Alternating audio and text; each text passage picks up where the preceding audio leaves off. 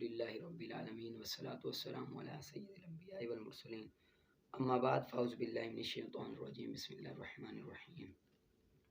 آگے حضرت ابو حنیفہ نافع سے وہ ابن عمر سے روایت کرتے ہیں، کہتے ہیں ابن عمر کہ میں نے حضرت بلال سے دریافت کیا کہ رسول اللہ نے مکہ میں کہاں اور کتنی رکعتیں پڑھی، فتح مکہ کے روز کتنی اور کہاں رکعتیں پڑھی۔ انہوں نے کہا کہ 2 رکعتیں 2 ستونوں کے قریب جو دروازے کے نزدیک ہیں۔ اس وقت کعبے کے 6 ستون تھے، اب 3 ستون ہیں، اس وقت 6 تھے۔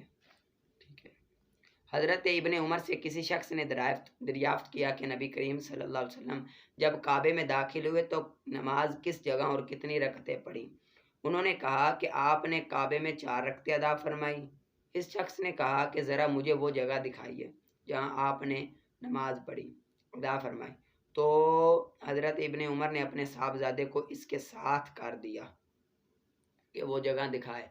پھر وہ کھجور کے تنے کے برابر میں بیچ کے ستون تک گئے، یعنی کہ وہ جگہ ہے جہاں رسول اللہ نے پڑھی۔ ایک روایت میں کہ حضرت ابن عمر نے کہا کہ نبی اکرم صلی اللہ علیہ وسلم نے کعبے میں 4 رکعت نماز پڑھی تو میں نے ایسا کہا کہ ذرا مجھ کو وہ جگہ دکھائیے جہاں آپ نے نماز ادا فرمائی۔ تو انہوں نے اپنے صاحبزادے کو میرے ساتھ کر دیا اور انہوں نے مجھ کو وہ بیچ والا ستون دکھایا جو کھجور کے تنے کے بیچ تھا، یعنی کہ وہاں پر آپ نے نماز پڑھی۔ ٹھیک ہے، یہ یاد کر لینا، آگے نکالیں آپ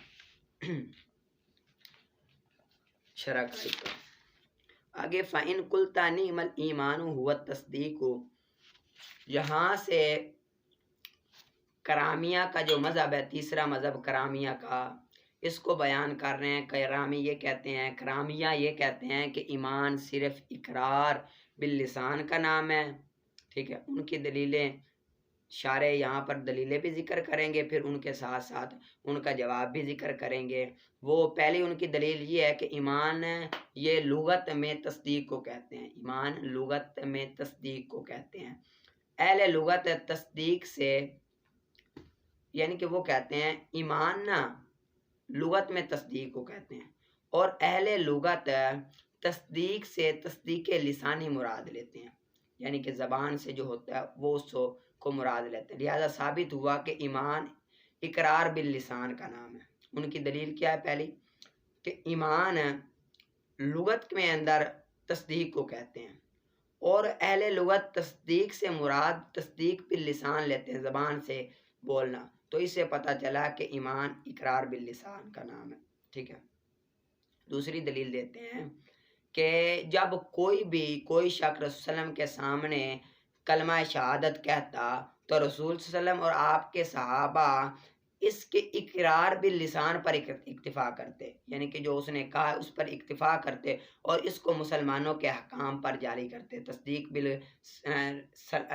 بالقلبی کے بارے میں اس سے سوال نہیں کرتے، بلکہ صرف منہ سے جو کہہ دے اس پر اکتفا کرتے، اس کو مسلمان کہتے۔ آگے قلتو لا خفا سے جو شارح ہیں وہ ان کی پہلی دلیل کا جواب دے رہے ہیں۔ وہ کہتے ہیں کہ ادھر دیکھیں میری طرف، ایمان اگر آپ کی بات مانے کہ ایمان اقرار باللسان کا نام ہے، تو جو لفظ پہلے تو یہ ہے کہ ایمان وضع کے اعتبار سے ہوگا یا نہیں ہوگا۔ واضح نے اس کو وضع کس کے لیے کیا؟ اگر آپ یہ کہو کہ واضح نے اس کے وضع تصدیق کے لیے کیا تو ہو سکتا ہے کہ اس کی وضع اور معنی کے لیے بھی ہو، تصدیق کے علاوہ اور معنی کے لیے بھی ہو، اور معنی کے لیے بھی استعمال ہوتا ہو تصدیق کے علاوہ اور معانی کے لیے۔ ٹھیک ہے، تو جب یہ اور معانی کے لیے استعمال ہوتا ہے تو جب کوئی بندہ اگر یہ کہہ دے کہ صدقت میں نے تصدیق کی، تو اب یہ اور کسی معنی کے لیے استعمال ہوتا ہے، ایمان کے لیے نہیں ہوتا، کسی اور معنی کے لیے استعمال ہوتا ہے۔ تو اس صدقت کا معنی اس پر بھی اطلاق ہوگا، اس معنی پر بھی اطلاق ہوگا، تو لہٰذا پھر اس کو بھی آپ مومن کہو گے۔ جس طرح کہ اگر مثال کے طور پر کہ کافر ہے، کافر وہ اگر یہ کہہ دیتا ہے اگر اس کے سامنے کوئی چیز پیش کی جائے، کوئی بات پیش کی جائے، تو وہ یہ کہے کہ صدقت، میں نے تصدیق کی، اور اس کا معنی ہو انکار کرنا، میں نے انکار کیا، یہ معنی بھی ہو، تو کیا انکار کرنے کے معنی بھی ہوگا پھر تصدیق؟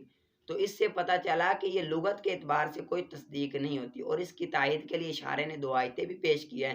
وہ 2 آیتیں یہ ہے کہ وَمِنَ النَّاسِ مَن يَقُولُ آمَنَّا بِاللَّهِ وَبِالْيَوْمِ الْآخِرِ وَمَا هُم بِمُؤْمِنِينَ، وہ لوگ جو کہتے ہیں ہم ایمان لائے اللہ پر اور آخرت کے دن پر، حالانکہ وہ ایمان والے نہیں ہوتے۔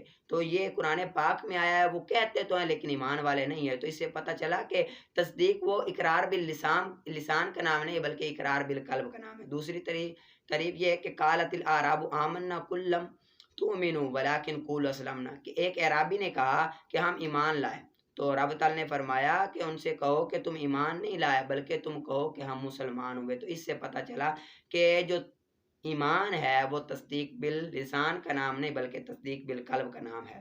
ترجمہ دیکھیں آپ، وَأَمَّا الْمُقِرُّ بِاللِّسَانِ سے آگے دوسرا جواب دے رہے ہیں، وہ ہم انشاءاللہ کل پڑھیں گے۔ آگے دیکھیں ترجمہ، پس اگر تو کہے کہ ہاں تصدیق ایمان وہ تصدیق ہے، لیکن اہل لغت اس سے نہیں پہچانتے مگر زبانی تصدیق کو منہ سے بولنے کو، اور نبی اکرم صلی اللہ علیہ وسلم اور آپ صلی اللہ علیہ وسلم کے صحابہ مومنین سے کلمہ شہادت پر اکتفا کر لیا کرتے تھے، اور اس کے دل میں کیا ہے اس کو پوچھے بغیر اس کے ایمان کا حکم لگا دیا کرتے تھے، مومن ہونے کا حکم لگا دیا کرتے تھے۔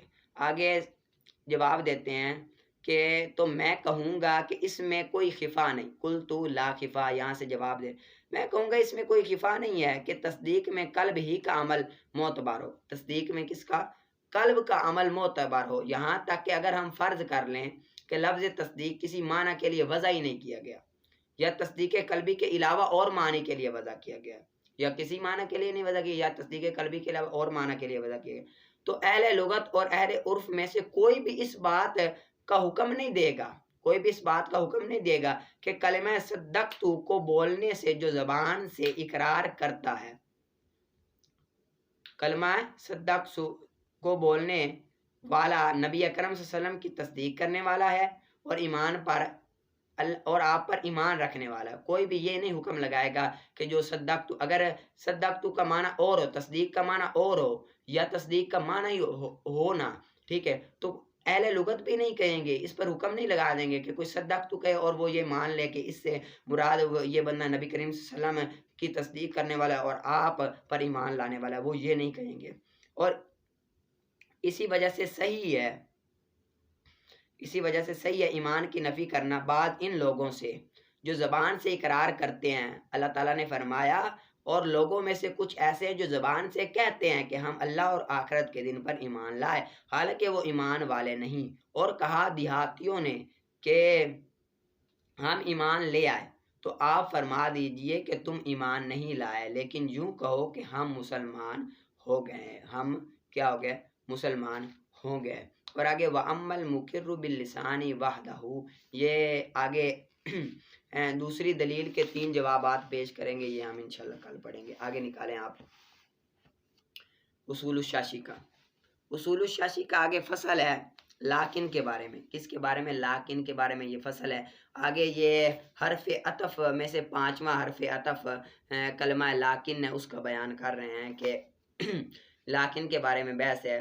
لاکن کی تعریف یہ ہے، ان دونوں کا حکم اور تعریف یہ ہے کہ لاکن نفی کے بعد استدراک کے لیے آتا ہے، نفی کے بعد کس کے لیے آتا ہے؟ استدراک کے لیے آتا ہے۔ استدراک کہتے ہیں کہ ما قبل، استدراک کا مطلب یہ ہے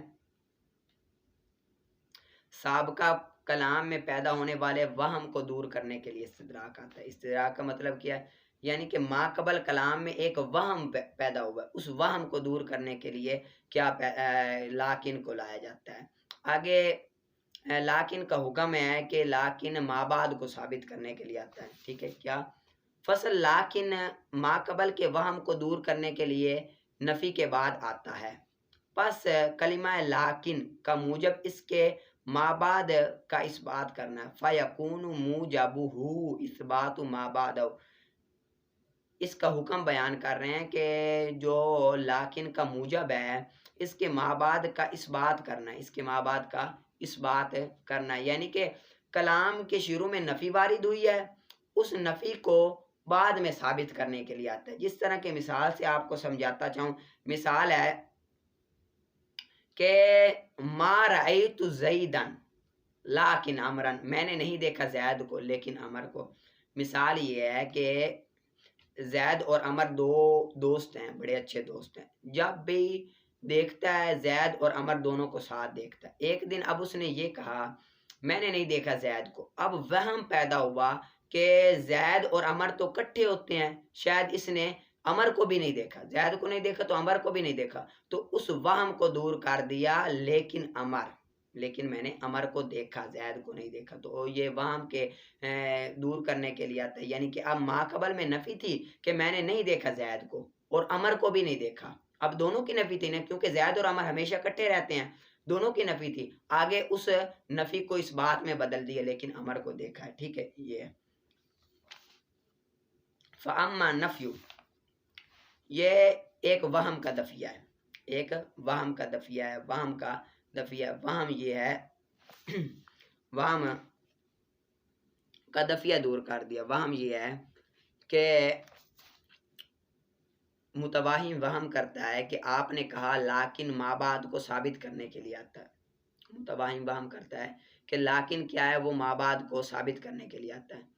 تو یہی بات تو بل میں بھی ہے، بل بھی ما بعد کو ثابت کرنے کے لیے آتا ہے.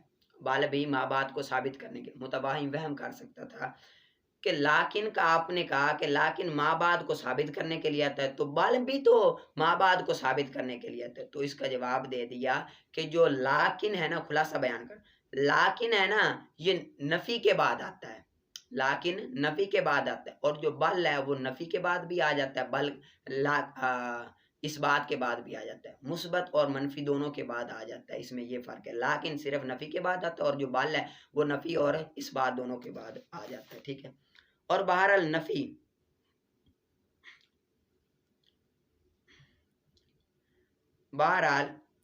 اپنے ماقبل کی نفی کے لیے آتا ہے، اپنے ماقبل کی نفی کے لیے آتا ہے جو اپنی دلیل کے ساتھ ثابت ہوتا ہے. جو کہ نفی کیا ہوتی ہے، اپنی دلیل کے ساتھ ثابت ہوتی ہے.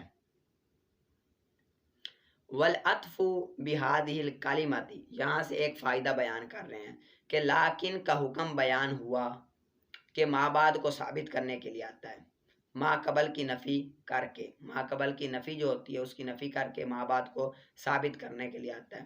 اب لیکن ما بعد اس بات کا ما قبل کے ساتھ اس بات اور نفی کا آپس میں تعلق ہوتا ہے. جو ما قبل نفی ہوتی ہے اور ما بعد بل کے لیکن کے بعد اس بات ہوتا ہے، ان کا آپس میں تعلق ہوتا ہے. اس تعلق کے لیے دو شرطوں کا ہونا ضروری ہے، بشرط کہ کلام کیا متسق ہو، متصل ہو، کلام کیا متسق ہو. اب تساق کی دو قسمیں ہیں، تساق کی کیا ہے، دو صورتیں ہیں. پہلی شرط یہ ہے کہ کلام متصل لایا جائے، یعنی کہ لیکن کے فوراً بعد ذکر کر دیا جائے، لیکن کے فوراً بعد ذکر کر دیر بعد نہ ذکر کیا جائے. اور دوسرا نفی کا محل ہو، نفی کا محل ہو، یعنی کہ پہلے نفی ہو بعد میں وہ ذکر کیا جائے، تو تب یہ بات وارد ہوگی. جس طرح کی اگر نفی کے بعد نہ ہو تو وہ کلام نہیں ہوگا. جس طرح کے مثال ہے نا، ما جانی زید لیکن امر و جانی. اب یہاں پر ما جانی زید لیکن امر، لیکن یہ نفی کے بعد بھی ہے اور متصل بھی کلام ہے، متصل بھی کلام ہے. اگر نفی کے بعد نہ ہو تو وہ کلام کیا ہو جائے، بن جائے گا مستانفہ بن جائے. جس طرح کہ وجانی، وجانی یہ مستانفہ بن جائے گا اور یہ پیچھے والا یہ ٹھیک ہو جائے گا، کیونکہ یہ دو شرطوں کے ساتھ ایک کلام متصل بھی ہے اور دوسرا نفی کا محال بننے کی صلاحیت بھی رکھتا ہے. ٹھیک ہے، ترجمہ کر لیتے ہیں.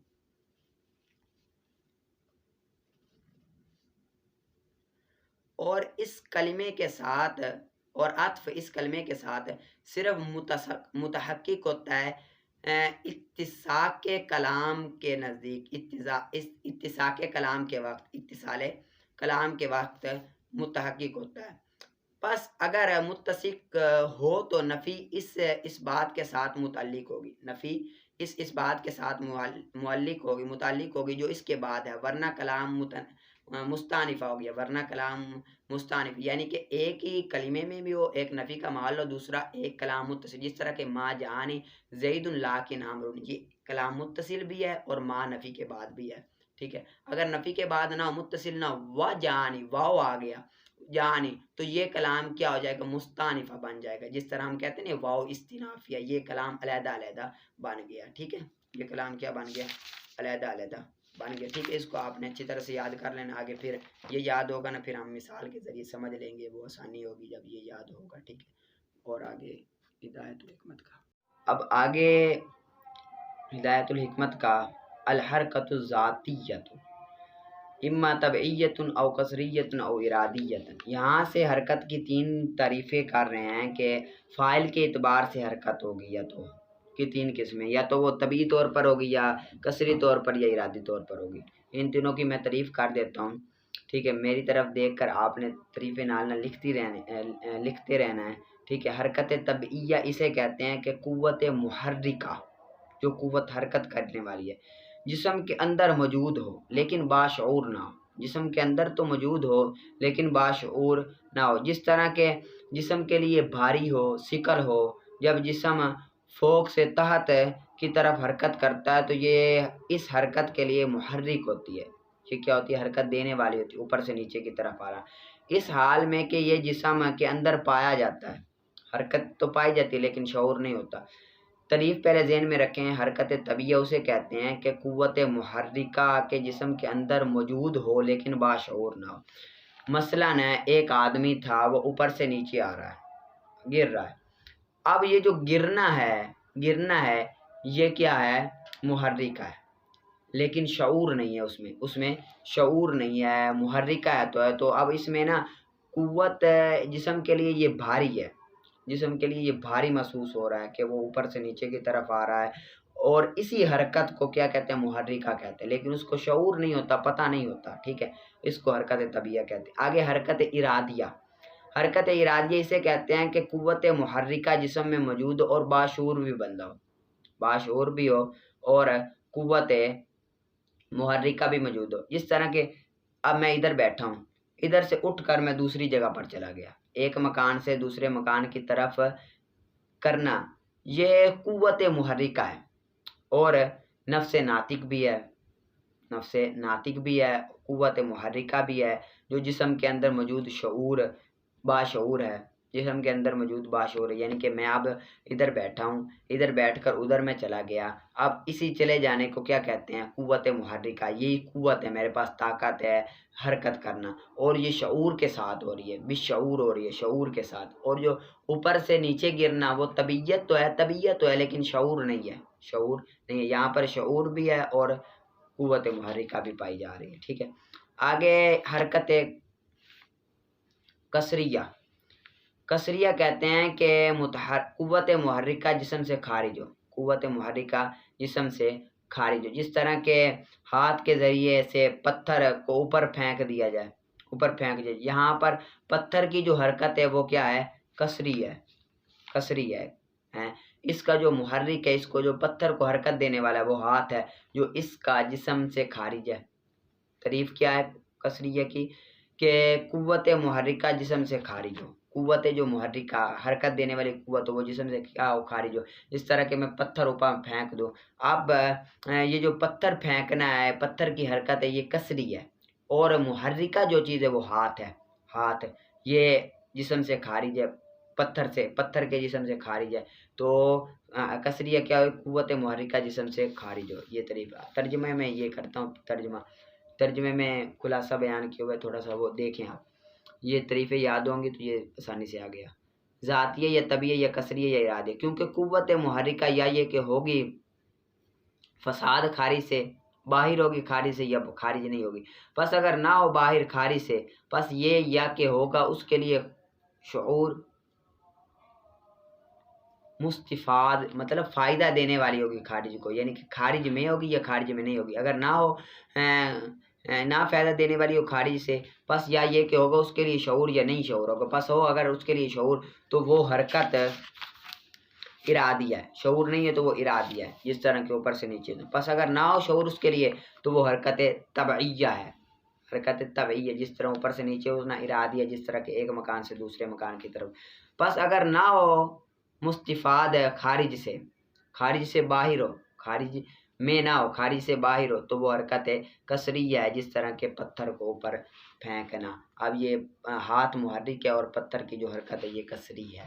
ٹھیک ہے، اس کو آپ نے اچھی طرح سے یاد کر لینا اور محنت کر کے آپس میں تکرار کرنا. اور اس کی اور بھی بڑی مثالیں بنتی ہیں، وہ آپ نے آپس میں سمجھنی ہے کہ یہ بھی مثال بنتی ہے، یہ بھی مثال. آپس میں جب کرو گے نا تکرار، تو اور آپ کو اچھی طرح سے محنت کر کے آئے گا اور اچھی طریقے سے آئے گا. ٹھیک ہے، پڑھا سنا.